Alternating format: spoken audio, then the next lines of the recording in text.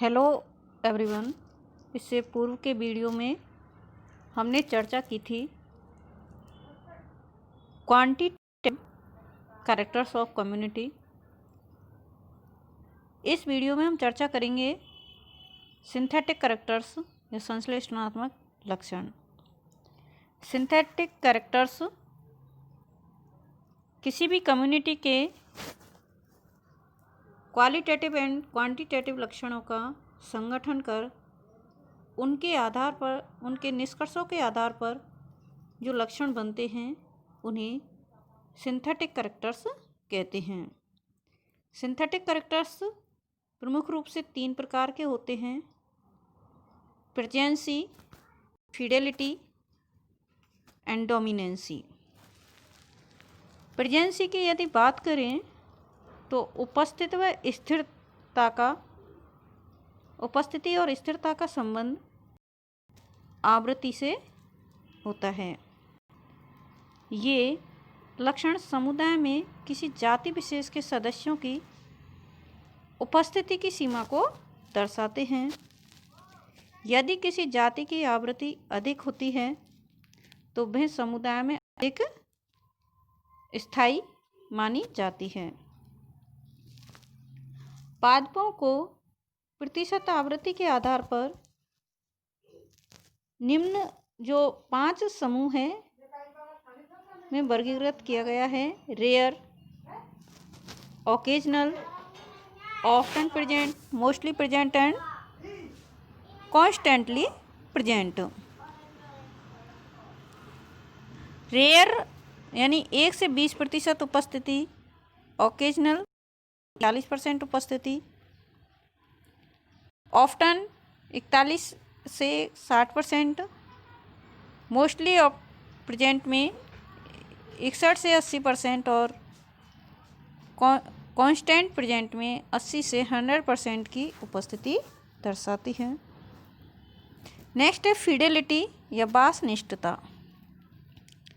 किसी जाति के वितरण की वह सीमा जिसमें वह जाति अपने वितरण में एक ही समुदाय तक सीमित होती है, वासनिष्ठता कहलाती है। कुछ जातियां सभी समुदायों में उपस्थित होती है जबकि कुछ जातियां विशेष समुदायों में ही पाई जाती है। इस प्रकार के रिलेशन को फिडेलिटी द्वारा व्यक्त किया जा सकता है। जो जाति वितरण में जितनी सीमित होती है उसकी वासनिष्ठता उतनी ही उच्च होती है। वासनिष्ठता कम होती है वह अनेक समुदायों में पाई जाती है। वासनिष्ठता का संबंध उस जाति के इकोलॉजिकल एम्पलीट्यूड से लिया जाता है।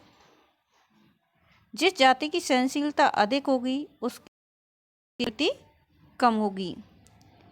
फिडेलिटी पर विभिन्न जाति निम्न श्रेणियों में विभक्त किया गया है: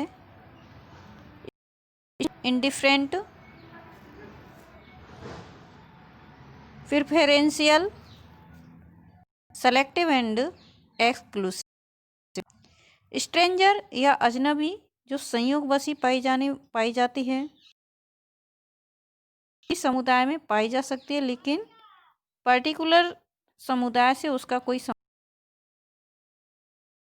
प्रेफरेंशियल अनेक समुदायों में पाई जाती है लेकिन कुछ समुदायों में अधिकता से मिलती है।